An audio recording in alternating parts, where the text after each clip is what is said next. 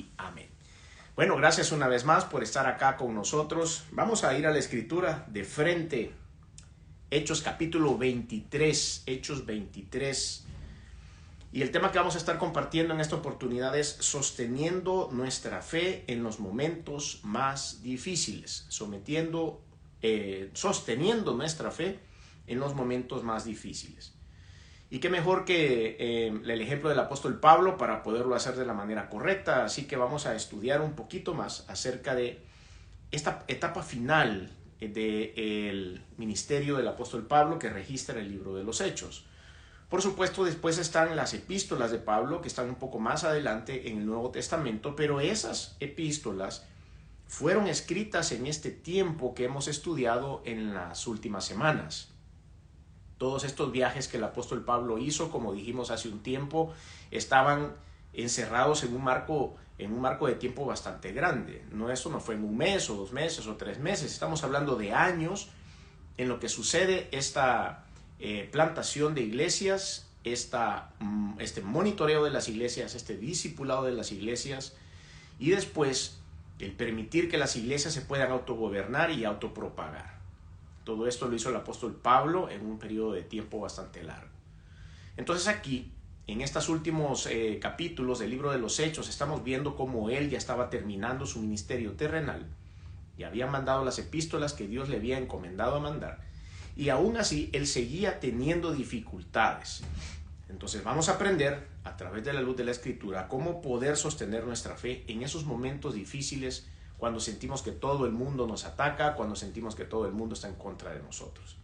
Hechos capítulo 23, versículos del 11 al 22, fue la porción de la Escritura que utilizamos la semana pasada, o el último estudio bíblico que tuvimos, para sacar la enseñanza. Vamos a arrancar de ahí, vamos a seguir leyendo de ahí en adelante. Versículo 11 decía: a la noche siguiente se le presentó el Señor y le dijo: ten ánimo, Pablo, pues como has testificado de mí en Jerusalén, así es necesario que testifiques también en Roma. Versículo 12, aquí es a donde empieza ya nuestro nuevo estudio.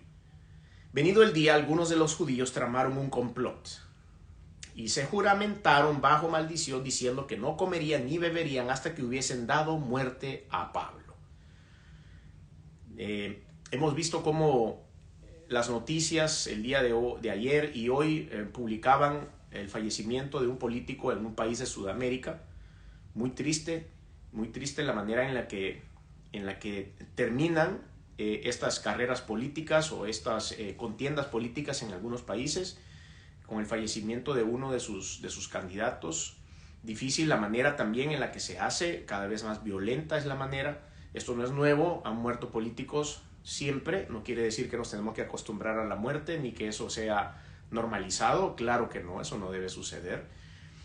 Pero vemos cómo hoy con toda libertad arman una balacera en algún lugar y mueren los propios y los extraños. Ahí hubo gente herida que no tenía nada que ver, hubo algún fallecido extra que no tenía nada que ver.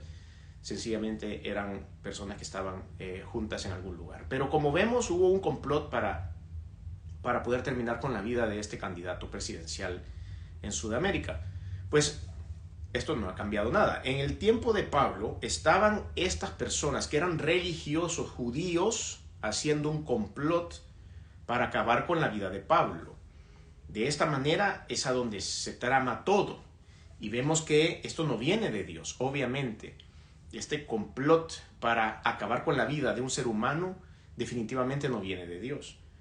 Y entonces dice que se habían juramentado bajo maldición, diciendo que no comerían ni beberían hasta que hubiesen dado muerte a Pablo. Estaban en un ayuno. Imagínese usted cómo hay personas que pueden tergiversar las herramientas de bendición de Dios para llevarlas a una herramienta de maldición. Versículo 14, los cuales fueron a los principales sacerdotes y a los ancianos y dijeron: nosotros nos hemos juramentado bajo maldición a no gustar nada hasta que hayamos dado muerte a Pablo. Lo compartieron con alguien, sus planes macabros los compartieron con otras personas. ¿Con quiénes? Sacerdotes y ancianos. Versículo 14, ahora pues vosotros con el concilio requerid al tribuno que le traiga mañana ante vosotros como que queréis indagar alguna cosa más cierta acerca de él. y nosotros estaremos listos para matarle antes que llegue. Le estaban pidiendo a estos sacerdotes y a los ancianos que fueran donde el tribuno para tenderle una trampa a Pablo.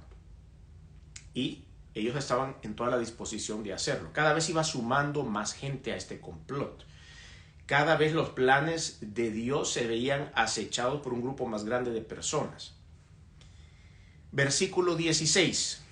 Dios siempre va a poner uno de sus infiltrados donde quiera que ustedes y yo estemos. Dios siempre va a protegernos de alguna manera. Las cosas van a suceder cuando tengan que suceder. Vamos a morir cuando nos tengamos que morir. Vamos a morir cuando ya los planes de Dios para nuestra vida en esta tierra terminen. Pero cuando Satanás quiere decidir por nosotros, es ahí donde Dios va a decir: Satanás, vos no tenés nada que decidir para con mis hijos. Y es ahí donde Él interviene. Y hay cosas sobrenaturales que a veces ustedes y yo ni cuenta nos damos. No sabemos que las cosas suceden, que nos han salvado o preservado la vida o la salud o nuestros bienes. Dios se va a manifestar de manera gloriosa. Versículo 16.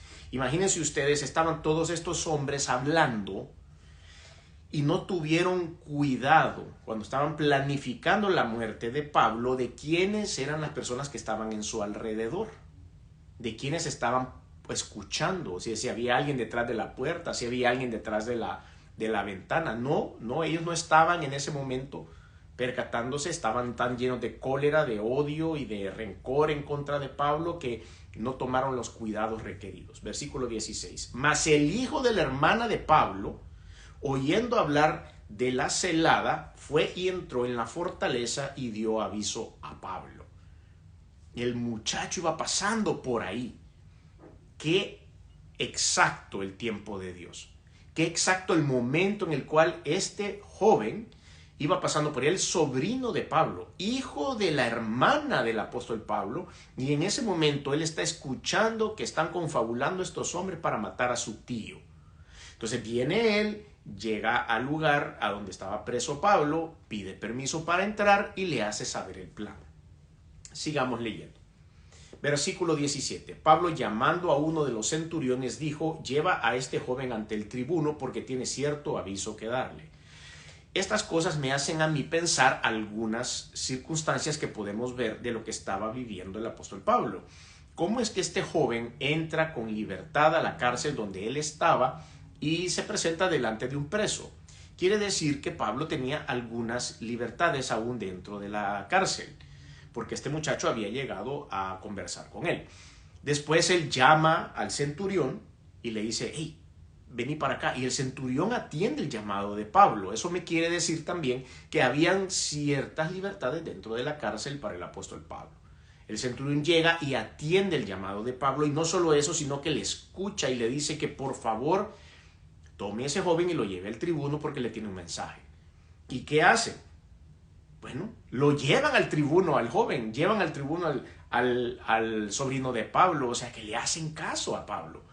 Estas personas cumplían un rol dentro de su trabajo, dentro del Estado, pero eso no les impedía poder ver con sus ojos y reconocer la gloria de Dios en la vida de las personas llamadas para servir a Jesús. Ese centurión, probablemente las personas que estaban a cargo del cuidado de la cárcel, entendían que Pablo estaba ahí por acusaciones injustas y de esa manera tenían el sentido de darle una mano, de poderle ayudar. Entonces llevan a este joven, sobrino de Pablo, ante el tribuno. Versículo 18. Entonces tomándole, le llevó al tribuno y dijo: el preso Pablo me llamó y me rogó que trajese a ti a este joven que tiene algo que hablarte. El tribuno, tomándole de la mano y retirándose aparte, le preguntó: ¿qué es lo que tienes que decirme? O sea, el tribuno era un romano. El tribuno era una persona que no era judío, que no era cristiano, pero que quizá en algún momento respetaba al apóstol Pablo, porque llega este joven con un mensaje de Pablo y él lo pone a un lado.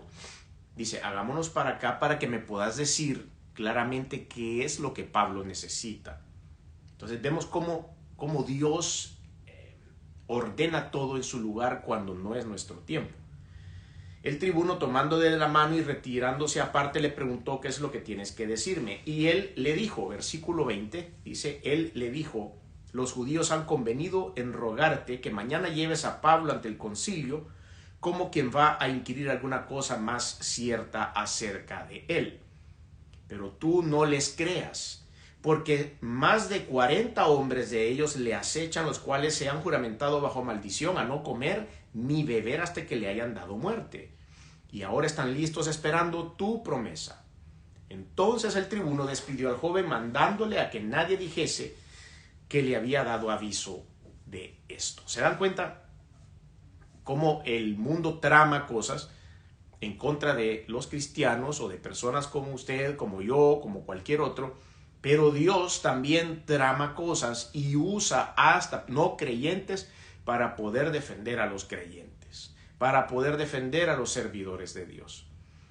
Entonces vamos a ver a continuación la aplicación de esta porción de la Biblia, sobre todo de este personaje, el personaje del sobrino de Pablo. Vean ustedes que no se menciona nombre, no sabemos si se llamaba José, se llamaba Juan, se llamaba los nombres que se usaban en aquella época, Tomás, Pablo, tal vez se le pusieron el nombre de su tío, no lo sabemos, no dice la Biblia ni cómo se llamaba este joven, pero lo describe como el sobrino del apóstol Pablo. Él tenía una personalidad, él tomó cartas en el asunto, él hizo lo que tenía que hacer, y es ir a donde su tío y decirle: esto está pasando, porque sabía que su tío le iba a dar las mejores indicaciones, y él le dijo exactamente lo que tenía que hacer. Vas a ir aquí y vas a ir allá y vas a decir lo que acabas de oír. Y eso es lo que este joven que se roba el show, que aparte de ser el apóstol Pablo, por supuesto la figura, el centro de la historia, este joven se robó el show, hizo la jugada del partido. Realmente fue el MVP, el mejor jugador de esta escena bíblica. Fue este joven que tuvo valor para abrir la boca y poder defender a un siervo de Dios. Entonces, lo que el apóstol Pablo estaba viviendo en este momento de su historia de servicio no era nuevo para él. Él había recibido de parte de Dios la advertencia de que las cosas no iban a ser fáciles. Lo vamos a ver un poco más adelante. Pero Pablo ya se encontraba en este momento de la historia, en la recta final de su ministerio, y fue en este tiempo donde se arreciaron las pruebas en su vida. El milagro espiritual que podemos ver es que no abandonó la fe a pesar de tanto sufrimiento. Es Dios quien produce la fidelidad en nosotros para no claudicar en medio de las circunstancias difíciles. Por eso hemos titulado este mensaje como lo hemos titulado, sosteniendo nuestra fe aún en esos momentos difíciles. Entonces hay una importancia, la importancia de creer en que Dios tiene el control de nuestro presente y de nuestro futuro cuando estamos sirviéndole a Él. Otra de las cosas que podemos analizar acá es que el hecho de que seamos servidores de Dios de la talla del apóstol Pablo no significa que vamos a estar absueltos o vamos a estar exentos, sería la palabra correcta, de cualquier tipo de ataque de parte de Satanás. Entonces, necesitamos creer que sufrir por la causa de Cristo es parte de nuestra vida cristiana. Y eso va a ser así. Sufrir por la causa de Cristo. Primero, porque abiertamente nos hemos puesto en contra de Satanás, en contra de sus leyes, en contra de sus trampas, y eso va a generar ya de por sí un ataque en contra de nosotros, ataques espirituales en contra de nosotros. Nos damos cuenta cómo también hay personas que, queriendo satisfacer sus propios deseos, nos ven como una amenaza y por eso nos quieren sacar del mapa de alguna manera o de la otra. Pero Mateo capítulo 10 versículo 22, o en Mateo capítulo 10 versículo 22, el Señor Jesucristo dijo: y seréis aborrecidos por todos por causa de mi nombre, mas el que persevere hasta el fin, este será salvo. Ahí nos da ánimo y nos dice: va a pasar esto, pero ustedes sigan adelante. Y es lo que estamos viendo exactamente y se está poniendo en práctica en la vida del apóstol Pablo. En Hechos capítulo 9, versículos del 15 al 16, empezamos desde el 8 y 9, en los capítulos 8 y 9 vemos cómo está la conversión de Pablo, vemos cuando hay ese encuentro sobrenatural y personal con el Señor, y de esa manera él queda tocado para el servicio y hay una transformación en la vida de Pablo. Ustedes ya eso lo supieron. Pero cuando el Señor le indica a uno de sus aliados, el Señor le dijo a uno de los profetas llamado Ananías, tenés que orar por este Pablo, y el profeta le dijo, Señor, he oído que este mata a los cristianos, ¿será seguro que me le acerque? Y el Señor le respondió esto, Hechos 9 del 15 al 16. El Señor le dijo, ve, porque instrumento escogido me es este para llevar mi nombre en presencia de los gentiles y de reyes y de los hijos de Israel, porque yo le mostraré cuánto le es necesario padecer por mi nombre. Desde el principio del ministerio del apóstol Pablo, el Señor ya tenía escrito de que iban a haber padecimientos y que el Señor le iba a enseñar a Pablo en su proceso de entrenamiento espiritual que él iba a tener que ser fuerte por las acechanzas que iban a venir. Pablo iba a hacer cosas muy grandes para el servicio a Dios, pero también y sus amenazas iban a ser muy grandes del mismo modo. Entonces necesitamos aceptar que cumplir con la misión de Dios, eso atraerá la oposición. Pues como han testificado de mí en Jerusalén, decía el apóstol Pablo, ¿recuerdan? Así es lo que estaba sucediendo exactamente en este momento. Necesitamos aceptar que la victoria presente nos prepara en la fe para las victorias futuras.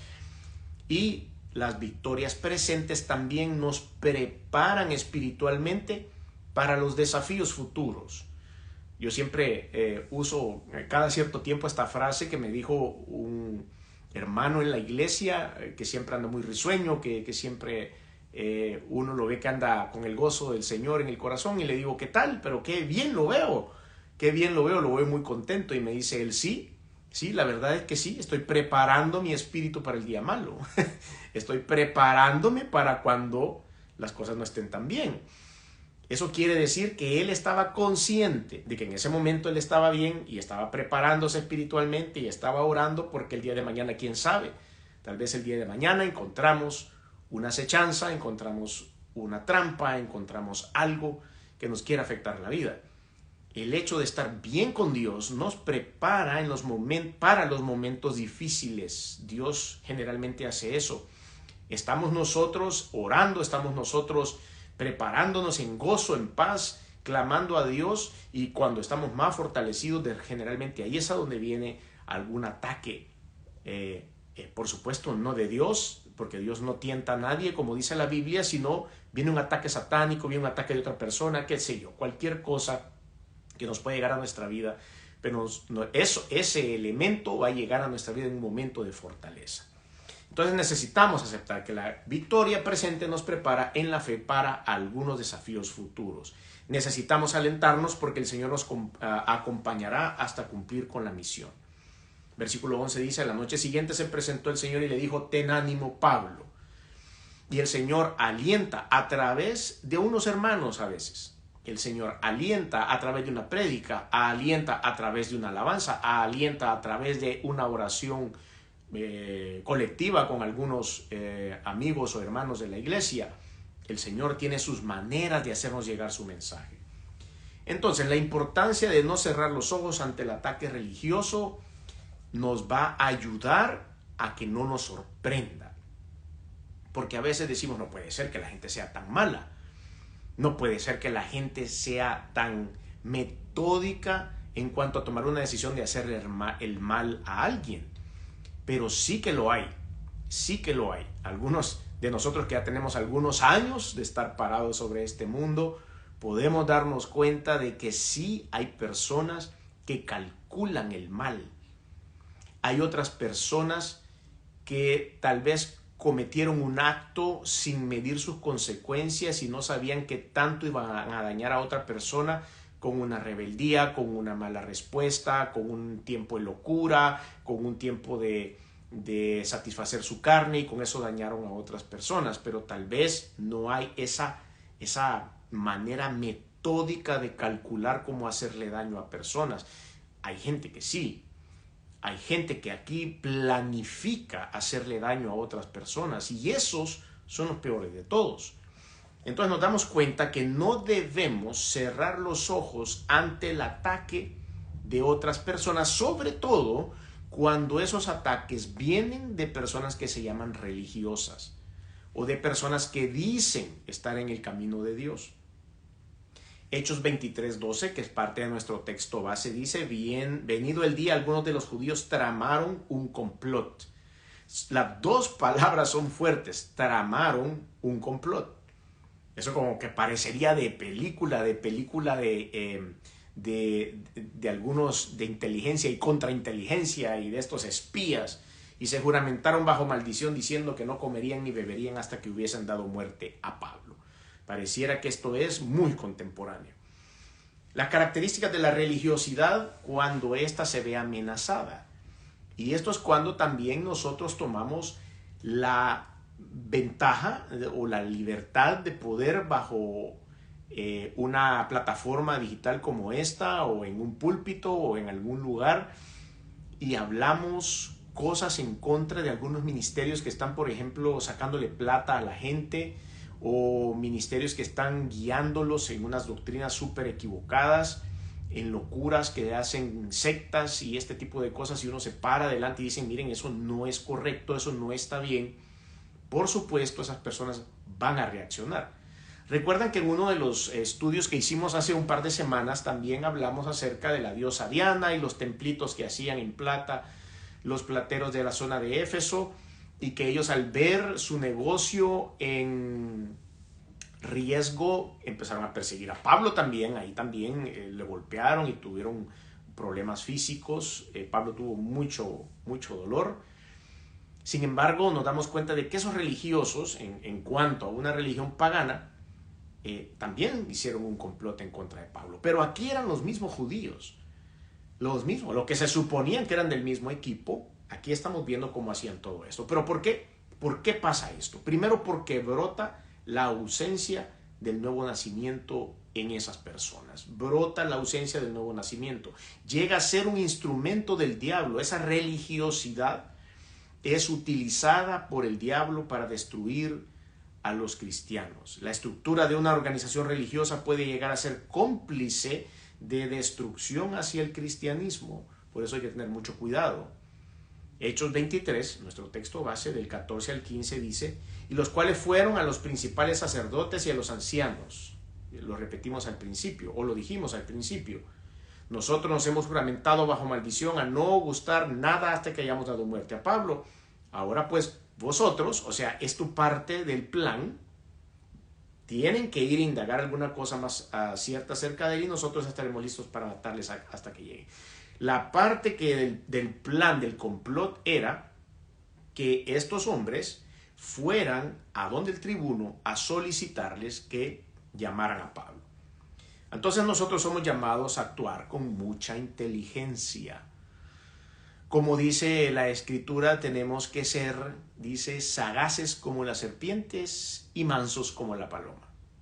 Sagaces porque sabemos que estamos en medio de lobos rapaces. Sabemos que estamos en medio de personas que lo que quieren es erradicar el cristianismo de este mundo. Pero tenemos que actuar con inteligencia. Versículos del 12 al 22 de lo que hemos leído relata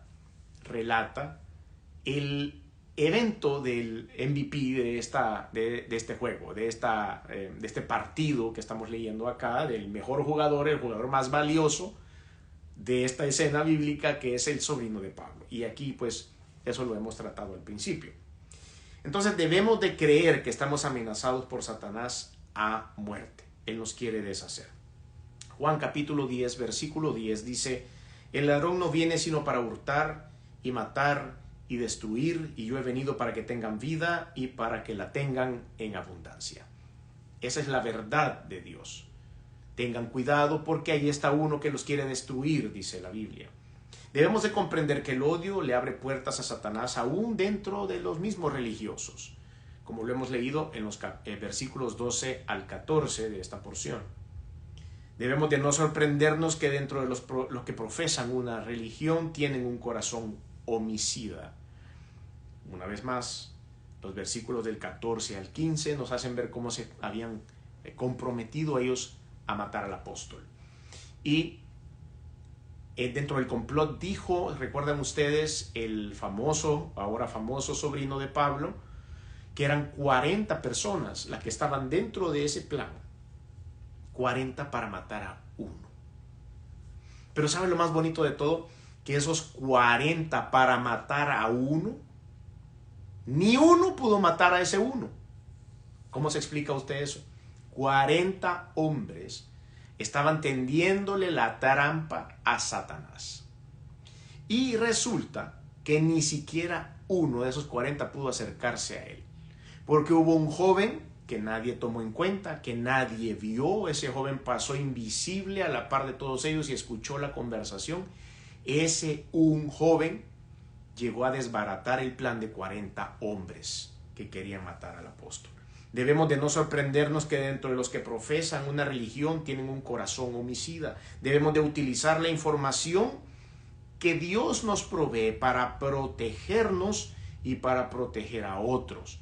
Debemos de ser muy cuidadosos. Dios a veces va a decir cosas, tenemos que estar muy atentos a lo que Dios va a decir. Debemos de advertir a la persona que está bajo amenaza.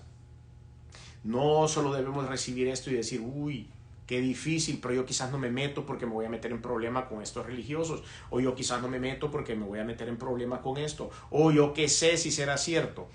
Vaya y pregúntele a Dios. Y si es posible ayudar a una persona, es necesario ir y decírselo. Debemos de acudir a las autoridades civiles para que se encarguen de la amenaza.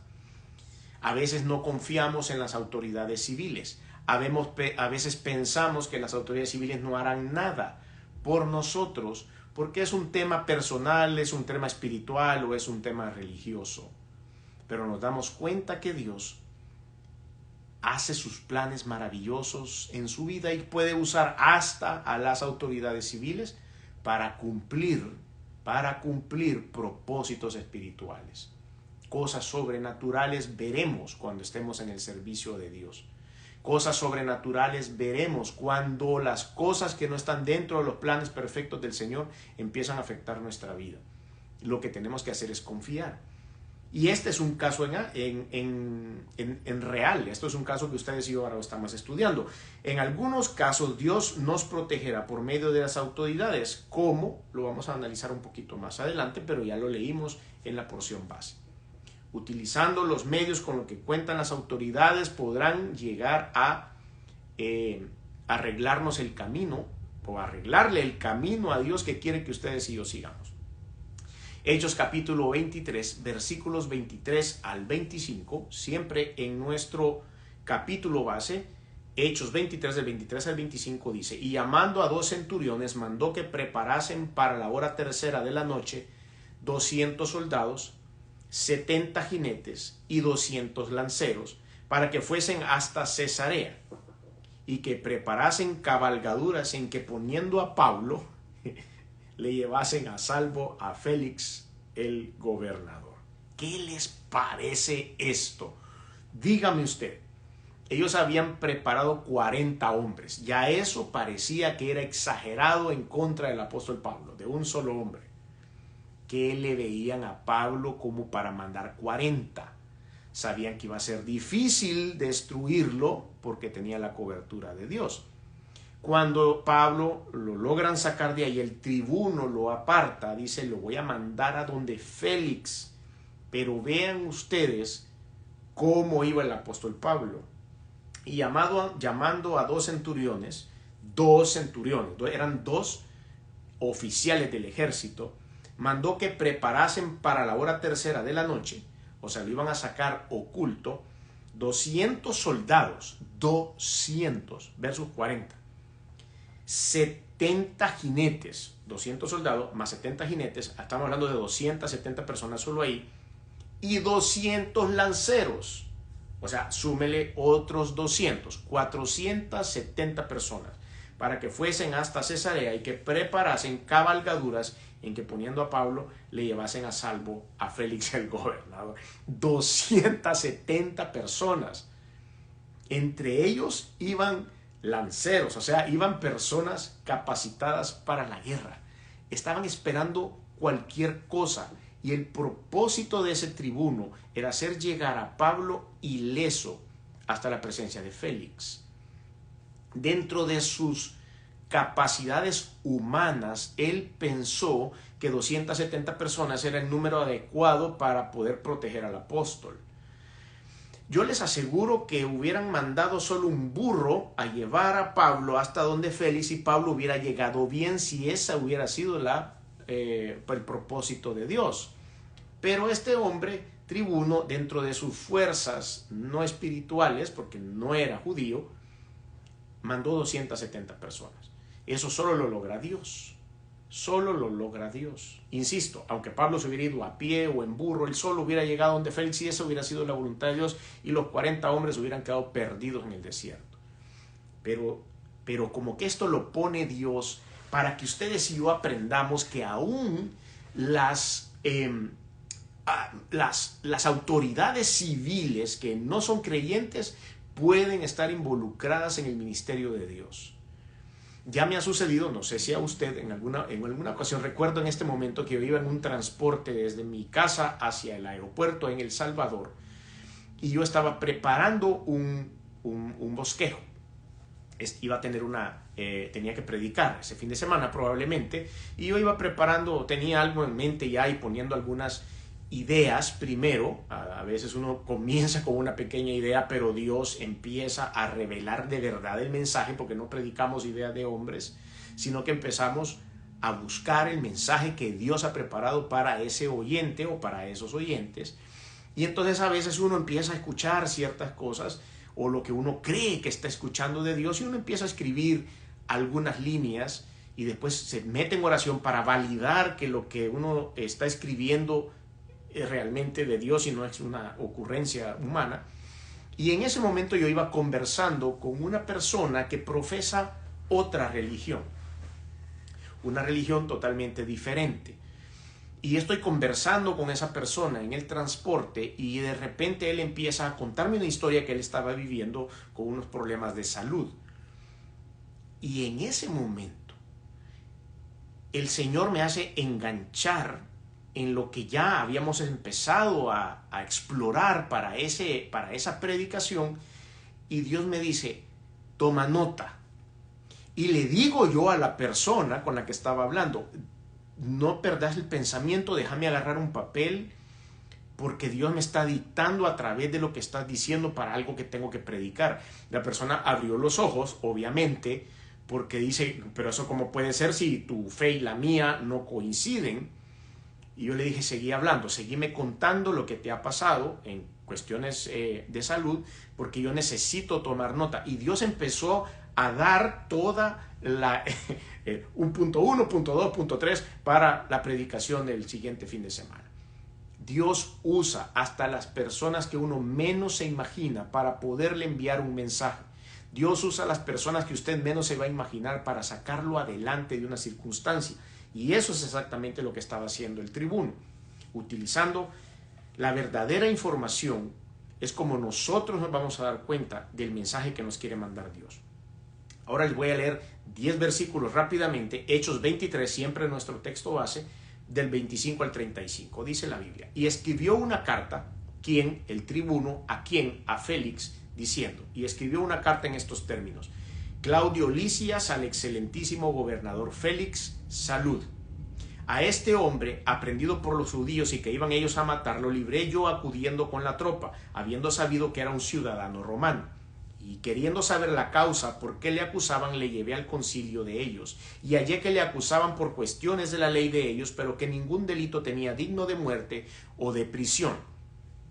Pero al ser avisado de acechanzas que los judíos habían tendido contra este hombre, al punto le he enviado a ti, intimando también a los acusadores que traten delante de ti lo que tengan contra él, pásalo bien. Eso decía la carta. Y los soldados, tomando a Pablo como se les ordenó, le llevaron de noche a Antipatris, así se pronuncia esta ciudad. Era una ciudad palestina situada a unos 60 kilómetros al sur de Cesarea, en el camino romano a Jerusalén, a unos 13 kilómetros de la costa del Mediterráneo. Y Pablo pasó por ahí cuando los militares romanos lo llevaban a Cesarea, a esa ciudad, pasaba por esa ciudad. Antes se llamaba Cafarsaba, y después en honor a Antípatro, que era Herodes el Grande, reconstruyó Antípatris y le puso como su nombre, el nombre de su papá, y por eso se llamaba de esta forma. Entonces dice que los soldados, tomando a Pablo como se les ordenó, lo llevaron de noche a Antípatris, y al día siguiente, dejando los jinetes que fuesen con él, volvieron a la fortaleza. Cuando aquellos llegaron a Cesarea y dieron la carta al gobernador, presentaron también a Pablo delante de él, y el gobernador, leída la carta, preguntó de qué provincia era, y habiendo entendido que era de Cilicia, le dijo: te oiré cuando vengan tus acusadores, y mandó que le custodiaran en el pretorio de Herodes. La palabra pretorio es una palabra latina que significa lugar o lugar del que preside. Inicialmente se denominaba así a la tienda del general en jefe de un campamento militar, pero después también se aplicó a la residencia o el palacio del pretor o el jefe de la provincia. ¿Qué quiere decir esto? O sea que mandaron a Pablo a dormir a la casa del pretorio, o el pretorio de Herodes. No lo mandaron a una pensión, no lo mandaron a un calabozo, lo mandaron a la residencia de la persona de más alto rango. Esas son cosas que solo Dios puede hacer. Entonces tenemos algunas preguntas que hacer. Después de toda esta historia que hemos visto del apóstol Pablo, de su sobrino y todo esto, nos hacemos algunas preguntas basados en una porción de la Escritura. Romanos capítulo 13, versículos del 1 al 4 dice: sométase toda persona a las autoridades superiores, porque no hay autoridad sino de parte de Dios, y las que hay por Dios han sido establecidas. De modo que quien se opone a la autoridad, a lo establecido por Dios resiste, y los que resisten acarrean condenación para sí mismos. Por lo que los magistrados no están para infundir temor al que hace el bien, sino al malo. ¿Quieres pues no temer a la autoridad? Haz lo bueno y tendrás alabanza de ella, porque es servidor de Dios para tu bien. Pero si haces lo malo, teme, porque no en vano lleva la espada, pues es servidor de Dios, vengador para castigar al que hace lo malo. ¿Cuál es el concepto bíblico en Romanos, en esta porción, sobre las autoridades civiles? Bueno, el concepto bíblico es que fueron puestas delante de Dios, o fueron puestas por Dios. ¿Cuál es la diferencia de roles? O fueron permitidas por Dios. Déjenme hacer esa aclaración. O fueron puestos por Dios, o fueron permitidos por Dios. Permitidos, ¿por qué? Porque probablemente ese es el magistrado, el gobernante, o lo que merece ese pueblo, de acuerdo a los preceptos de Dios. ¿Cuál es la diferencia entre los roles de la iglesia y la autoridad civil, según lo que dice aquí? Los roles de la iglesia es que nosotros tenemos que ir a cumplir los propósitos del servicio de Dios y enseñar la palabra de Dios. Eso es lo que tenemos como nosotros como obra. Nosotros no estamos para juzgar, nosotros no estamos para condenar, nosotros no estamos para señalar. Estamos para compartir el evangelio de Jesucristo, el amor de Dios por la humanidad. Las cosas civiles y el gobierno civil es el que está para juzgar, el que está para condenar, el que está para señalar si se ha hecho algo malo. ¿Cómo debemos de ver a las autoridades civiles según esta porción que hemos visto? Bueno, son las personas que deben gobernar en la parte humana, en las leyes humanas y en las decisiones humanas. Claro, quiero que quede bien claro esto también. Si Dios ha permitido o ha puesto a las autoridades civiles para poder ejecutar ese rol sobre determinada población, a Dios le darán cuenta las personas que Él ha permitido estar o que Él ha puesto a que se hagan bien esas cosas. No querramos, al igual a los servidores de Dios en la parte espiritual, de decir que los servidores en la parte civil no le darán cuentas a Dios. Dios ha permitido, como todo lo demás, que los gobernadores civiles estén a cargo de una población determinada. Así como Dios ha permitido que los padres estemos a cargo de nuestros hijos y se nos va a reclamar por ellos. Así también las personas que están a cargo en la iglesia se les reclamará a los líderes espirituales acerca del crecimiento espiritual de esas personas. Asimismo a los civiles. No nos vaya a encontrar el Señor haciendo mal el trabajo que nos ha encomendado. no nos vaya a encontrar el Señor abusando del poder que nos ha encomendado, ya sea civil, ya sea familiar, ya sea espiritual. Dios lo ha permitido, Dios nos monitorea, tenemos que cumplirle a Dios. Si usted está en algún cargo público o aspira a algún cargo público y eso se cumple, ese cargo es dado por Dios para que usted le rinda cuentas a Él y pueda hacer el cargo que Dios le ha permitido tener de manera correcta. ¿Cree que es pecado acudir a la ley porque creo que estoy cayendo en incredulidad? ¿Cree que es pecado acudir a la ley porque creemos que estamos cayendo en incredulidad? ¿Tiene un cristiano el derecho de apelar a las leyes de la República para que se haga justicia o que se quede callado? ¿Qué opina usted? Por experiencia personal, yo le puedo decir que cuando hayan cosas, y está escrito bíblicamente también, y dice que cuando tengas algo con tu hermano, dice, vayan delante del magistrado, dice la Escritura, y pónganse a cuentas delante de él. El magistrado va a decidir quién tiene la razón. Estoy parafraseando.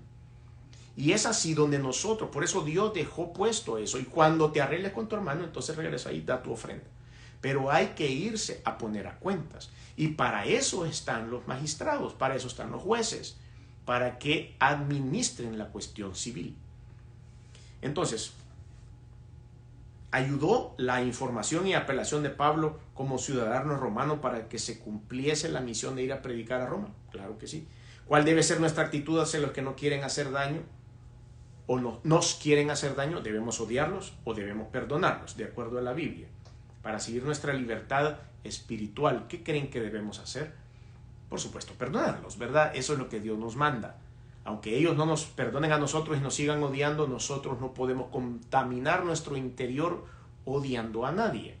Entonces, el ser cristianos no nos hace inmunes a una persecución. Eso es lo que hemos aprendido hoy. La persecución no detendrá el avance del Evangelio, más bien Dios lo usará para el bien del Evangelio. ¿Creemos que ante una situación como la de Pablo reaccionaríamos igual que él? Analicémonos. Si no maduramos espiritualmente, no vamos a poder enfrentar ninguna situación difícil como la que estaba enfrentando el apóstol. Las dificultades presentes que tenemos no se están preparando para que maduremos espiritualmente para las cosas que puedan venir en el futuro. Es necesario que nosotros estemos fuertes y sostengamos firme nuestra fe aún en medio de los días difíciles. Es necesario que ustedes y yo nos mantengamos fuertes en oración para poder enfrentar las situaciones que producen lo que le produjo al apóstol Pablo este tiempo. Es necesario que ustedes y yo estemos listos para presentarnos fortalecidos y confiar en que Dios, si es su voluntad, intervendrá de maneras insospechadas en las cuestiones difíciles de nuestra vida. Si usted no ha aceptado a Cristo como Señor y Salvador, yo le pido que por favor haga un acto de fe. Que pueda decirle, Señor, yo reconozco que tú eres el Dios de mi vida. Que abra su corazón y se lo diga. Tal vez usted nunca lo ha hecho. Si no lo ha hecho, le invito a que hagamos esa oración. Yo no le puedo asegurar la vida eterna, yo no le puedo asegurar el perdón de pecados, eso solo lo hace Dios. Él le va a dar el perdón, Él le va a dar la vida eterna, porque eso es lo que dice la Biblia. Yo no se lo puedo dar. Lo que puedo hacer es acompañarlo, hacer una sencilla oración con la cual Dios derramará sus bendiciones sobre su vida y le dará lo que Él promete, perdón de pecados y vida eterna. Si usted quiere hacer ese paso de fe, ahí donde está, diga conmigo, Señor Jesús, reconozco que he hecho cosas que no han sido de tu agrado, perdóname, me arrepiento. Reconozco que veniste al mundo hecho hombre, que te colgaron en una cruz y que la sangre que derramaste ha servido para limpiar mis pecados. Reconozco que resucitaste el tercer día y estás sentado a la diestra de Dios, por lo tanto hoy abro mi corazón y te recibo en él como mi único y suficiente Señor y Salvador. Te doy gracias por darme esta oportunidad de ser parte de tu familia. En el nombre de Jesús. Amén.